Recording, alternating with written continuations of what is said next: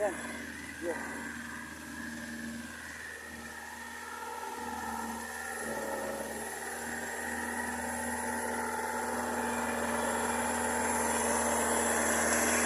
Bos.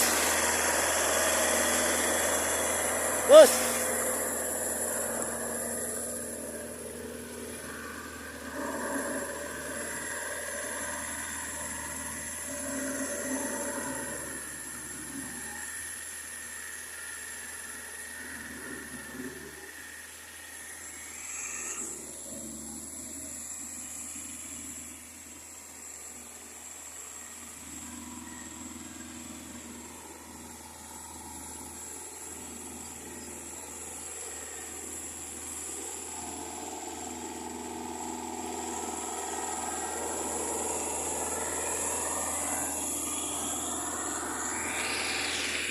Magandang umaga po sa inyo mga ka-farmers.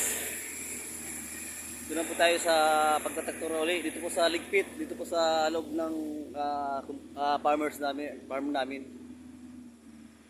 Ito na po ang tinataktura.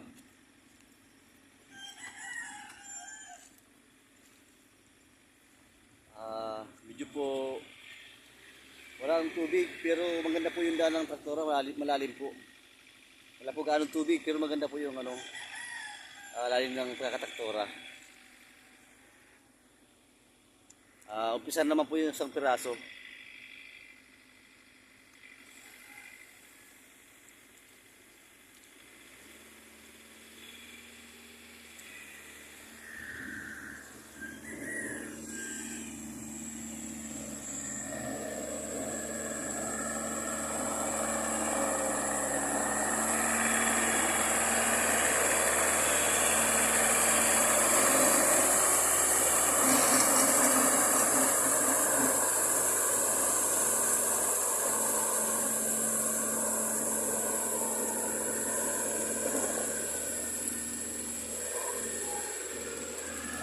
Ayan po, pati mga kantuhan, yung mga kanto po, inatasan pa nila. Talagang maganda sila magtrabaho. Pulido.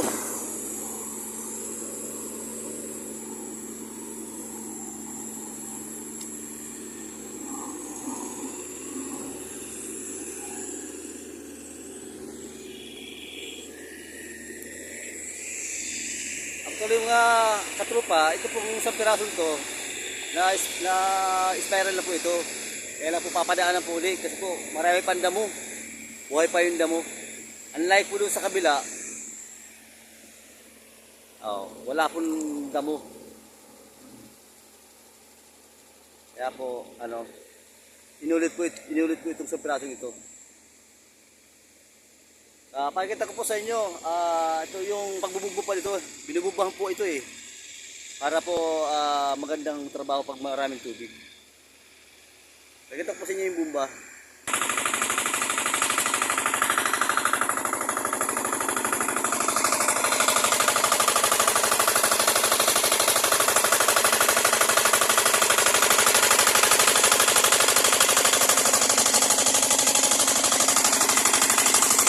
Yan po yung mga katropa, yung tubig na po yan. Papunta po doon sa tinataktura. Papunta po yan doon. Kaya patubigan po yun.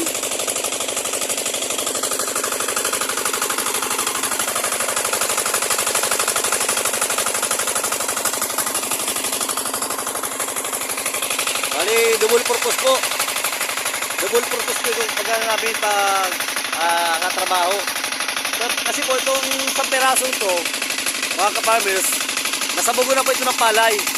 Umulan po kanina kaya po binubumba po namin yung tubig papunta doon sa tinatapura. Nasabog na po yan, natiprakan na po yan. Di ba nga po sinabi ko sa inyo na dapat po ang tiprak ay walang tubig. Pag nalulunod yung palay, di niya rin po halos tumubo lahat. Kaya po kailangan po nabubumbahan po siya. Natanim na po lahat yan. Kaya inulan lang po ay. Kaya binubumbahan po namin.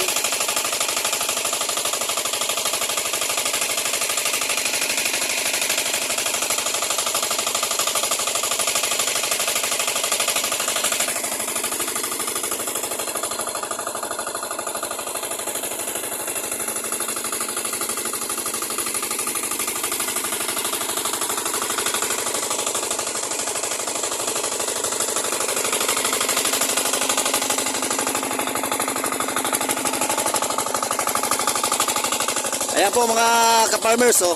Inuulan naman po. Kaya binubumba po namin yung trim na palay. I-spray po namin mamaya lang sa kuhol yan. Kaya po double purpose po. Kapunta na po dito yung tubig. Ayan mga pagka-farmers, oh.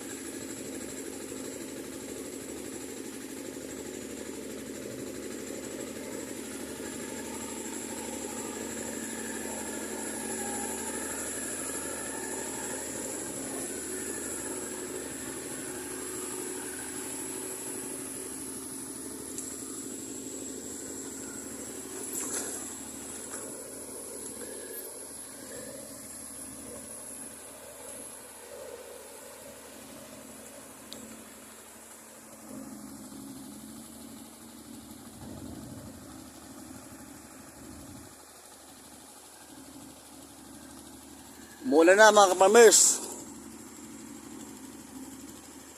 Tamang-tama po ito sa mga nangangailangan ng tubig. Kami po isa pong tinatrabaho. Saka po yung pinapaibsa namin na nasabugan namin ng palay. Binubumbo po namin.